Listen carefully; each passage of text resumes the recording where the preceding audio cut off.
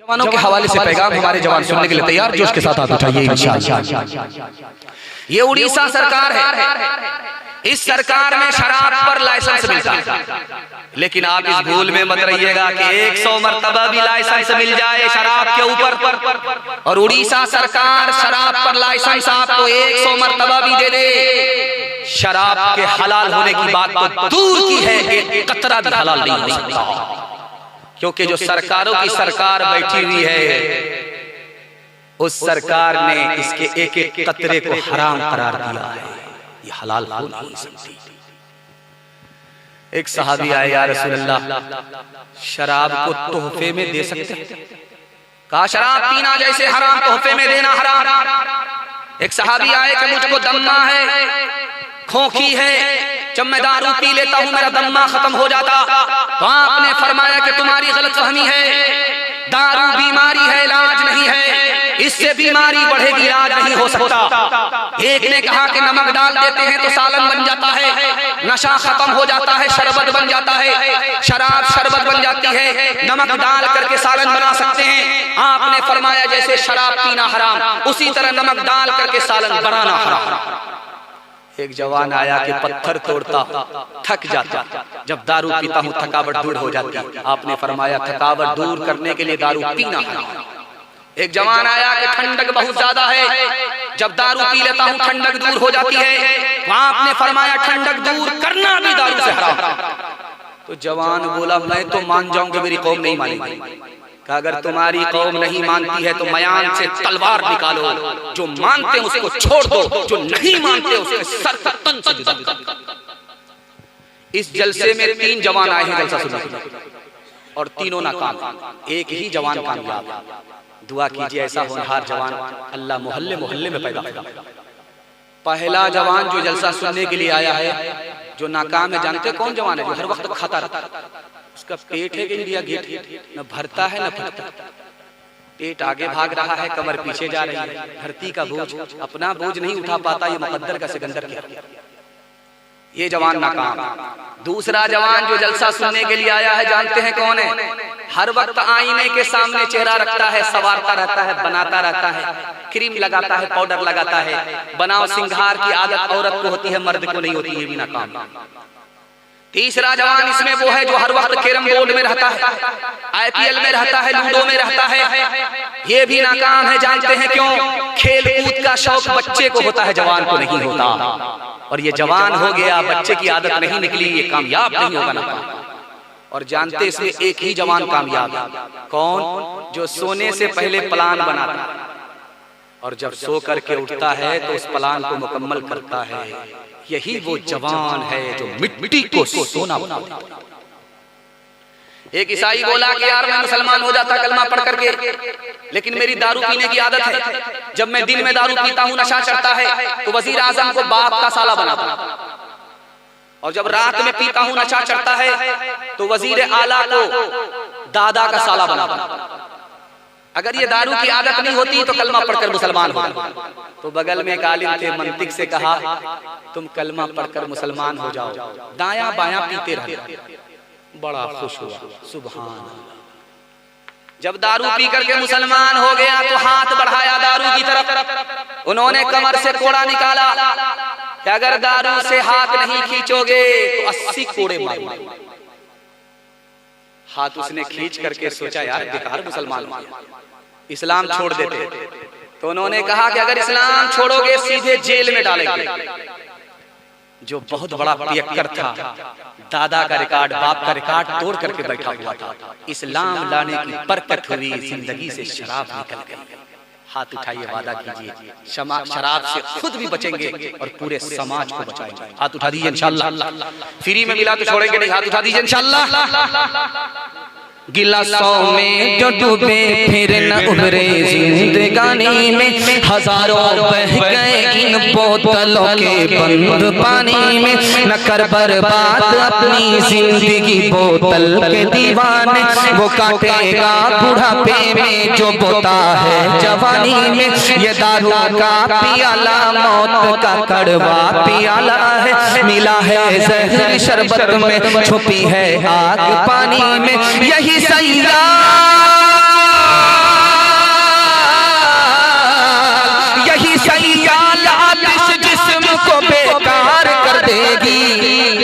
चलेगी क्या घड़ी दम ही न होगा जब कमानी में, चलेगी क्या घड़ी दम ही न होगा जब कमानी में।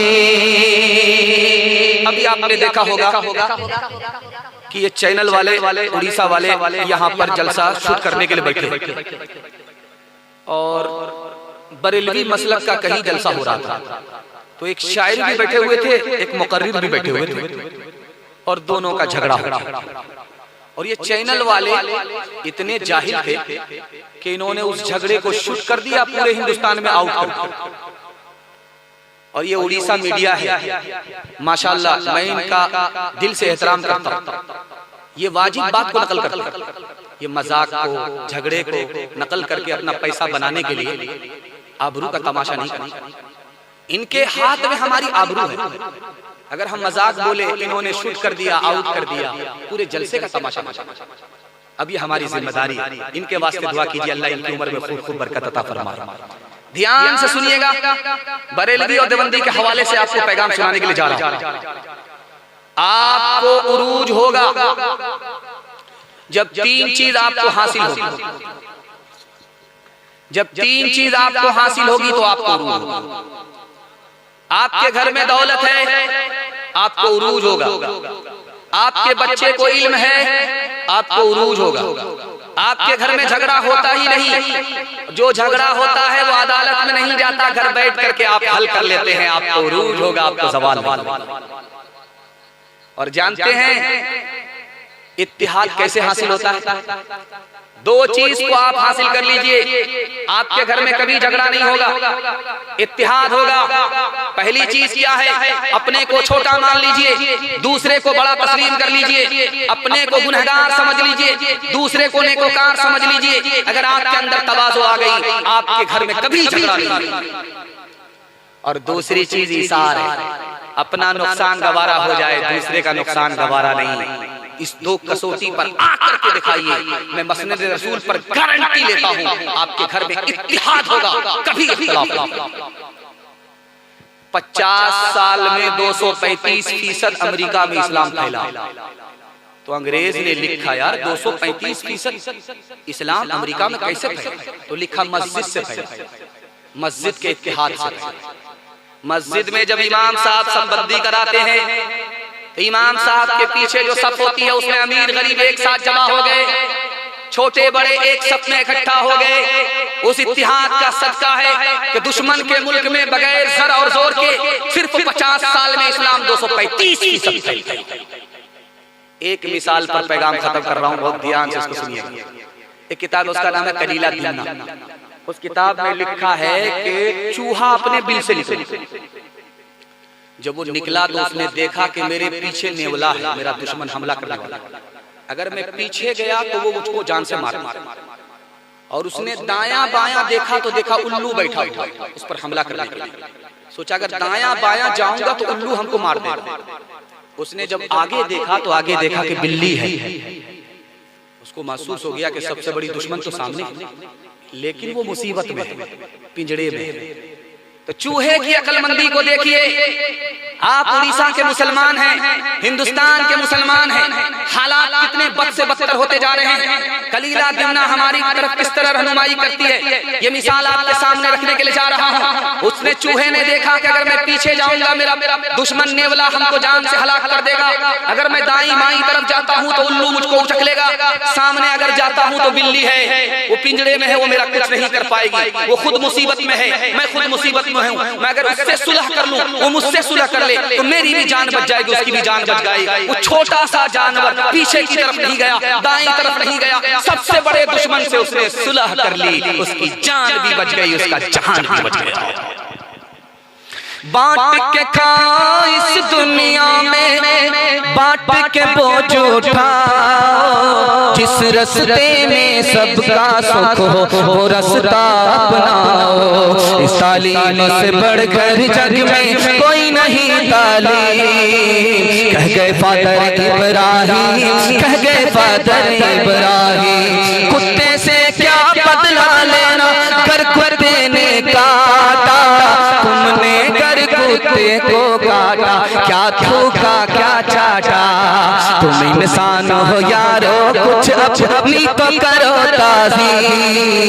कह गए फादर इब्राहिम, कह गए फादर इब्राहिम। उड़ीसा के लोग उत्तर प्रदेश की तरह नहीं है, या हिंदू मुसलमान दोनों भाई भाई बन करके जिंदगी गुजारते। हिंदू मुसलमान भाईचारा के हवाले से 3 मिनट का पैगाम आप लोग सुनने के लिए तैयार है? जो उसके साथ सुनिए, हाथ उठाइए इंशाअल्लाह। दिल मिले या ना मिले, हाथ मिलाएंगे, हाथ उठा दीजिए इंशाअल्लाह। खैर माशाअल्लाह। जो लोग बेदार नहीं है वो भुवनेश्वर नहीं पहुंचेंगे, वो सीधा रांची पहुंचेंगे। ध्यान से सुनिएगा, तेजी के साथ। महात्मा गांधी जी ने मुसलमानों से कहा कि तुम मुसलमान हो, हमने मुसलमान से मीम को निकाला। हिंदुओं से कहा कि तुम हिंदू हो, हमने हिंदू से हा को निकाला। हा को जब मीम से मिलाया तो हम हो गया कि हम दोनों हिंदुस्तानी हैं। तुमको भी मालूम है तुम हिंदू हो कि मुसलमान हिंदुस्तानी हैं। मुसलमान को मालूम है कि हिंदू हिंदुस्तानी है। जब दोनों का वतन एक हो गया तो हिंदू मुसलमान का झगड़ा नहीं होना चाहिए। एक उत्तर प्रदेश में जिला है, उसका नाम है संत कबीर नगर। संत कबीर नगर, सूफी संत थे कबीरदास, उसके नाम से वो जिला। उस सूफी ने हिंदू मुसलमान को पैगाम दिया कि किसी भी हिंदू को खड़ा करके पूछो ये दुनिया जाने वाली, वो बोलेगा हाँ जाएगा। किसी भी मुसलमान को खड़ा करके पूछो ये दुनिया जाने वाली, वो बोलेगा कुल्लू मनाली दुनिया जाने वाली। तो सूफी ने पैगाम दिया हिंदू मुसलमान को, जब तुम्हें पता है ये हिंदुस्तान जाने वाला है, मुसलमान हो तुमको पता है कि ये दुनिया फानी है, हिंदुस्तान फानी है। हिंदू को पता है ये दुनिया जाने वाली, हिंदुस्तान जाने वाला है। तो सूफी ने कहा कि जाने वाली चीज पर कोई झगड़ा नहीं करता, तो तुम मुसलमान हिंदू आपस में झगड़ा क्यों कर रहे हो? वो भी जाने वाली चीज पर झगड़ा क्यों कर रहे हो? मरकज निजामुद्दीन आपको याद, इसको ध्यान से सुनिएगा, इस मिसाल का पैगाम खत्म कर रहा हूं। ख्वाजा साहब के पास एक आदमी आया, कैंची लेकर के आया। कहा हजरत ये कैंची हदिया है, कबूल कर। तो ख्वाजा साहब ने कहा ला हौला वला कुव्वता इल्ला बिल्लाह, हमको कैंची मत दो भाई, कैंची से छोटी सुई दे दो, वो मैं खुशी से कबूल कर लूंगा। क्योंकि कैंची का काम है काटना, सुई का काम है जोड़ना। मैं जोड़ने के लिए आया हूं, मैं काटने के लिए नहीं आया। का भागा कछु घिर न रहाई, देखत नैन चला जग जाए। एक लख पूत सवा लख नाती, तारा बन घर दिया न बाती।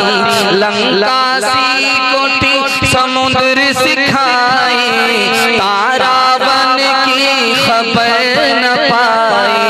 कहत कबीरा अंत की बारी, हाथ झाड़ जैसे चले जुआरी। कहत कबीरा अंत की बारी, हाथ झाड़ जैसे चले जुआरी।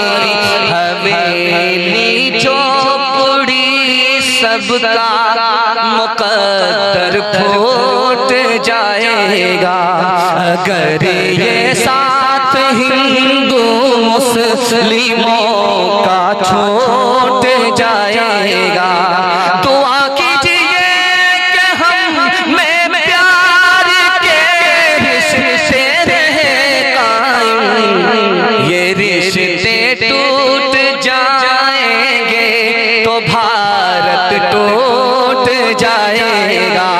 ये रिश्ते टूट जाएंगे तो भारत टूट जाएगा। मियां बीवी के हवाले से पैगाम, औरतों के हवाले से सिर्फ 5 मिनट का पैगाम। हजरत आ गए हैं, दुआ कीजिए अल्लाह इनकी उम्र में खूब बरकत अता फरमाए, इनका साया तादीर कायम फरमाए, जिस्मानी रूहानी तमाम बीमारियों से हजरत को नजात अता फरमाए। इनकी मैयत औरतों के हवाले से मुझे 5 मिनट का पैगाम देना है। आप लोग सुनने के लिए तैयार है? यहाँ से लेकर के वहां तक हाथ उठा दीजिए इंशाअल्लाह। औरत को सर पर बिठाएंगे, हर काम औरत से पूछ करके करेंगे। हाथ उठा दीजिए इंशाअल्लाह। खैर माशाअल्लाह, एक आदमी ने हाथ उठाया। आपकी पहली फुर्सत में हुकूमत चली। ध्यान से सुनिएगा, घर में कैसे झगड़ा होता है मियां बीवी का। शौहर कहता जैसा मैं हूँ मेरी बीवी को वैसा ही बनना हो। मैं लिख करके दे रहा हूँ, कभी नहीं। आप अपनी औरत को अपने हाल पर छोड़ दीजिए, नसीहत करते रहिए, अपनी तरह बनाने की कोशिश मत कीजिए। झगड़ा उसी दिन खत्म।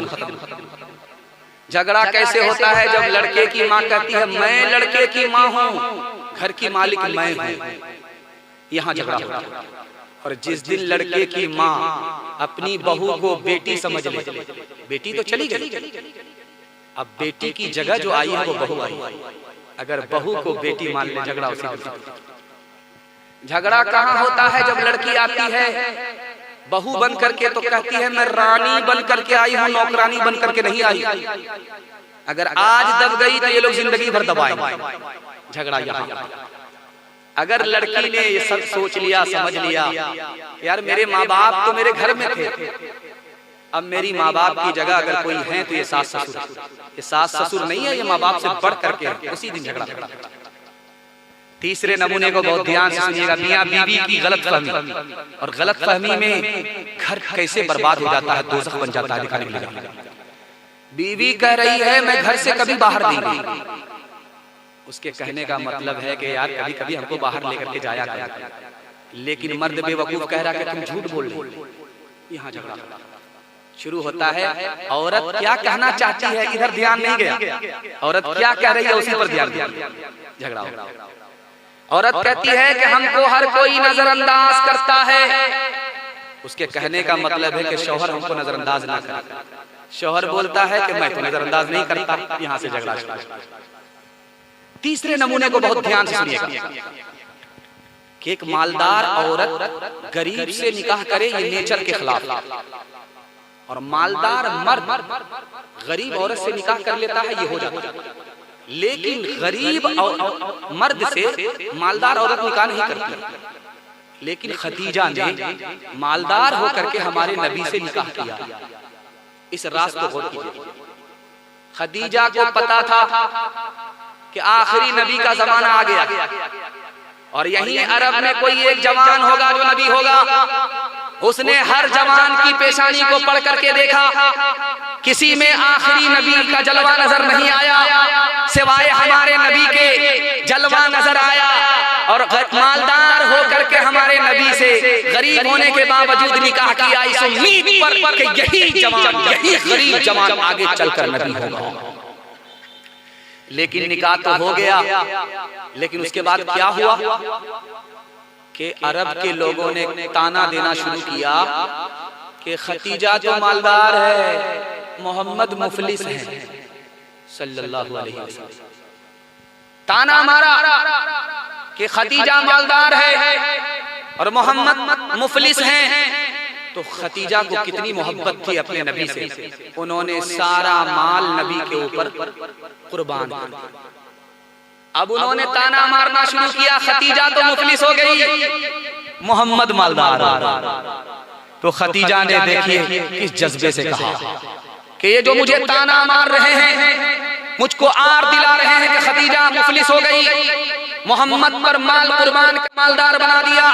तो खदीजा ने डट करके कहा मैं इस आर को अपने लिए बाइस इफ्तिखार समझती कि मोहम्मद की खातिर मैं मुफलिस हूं।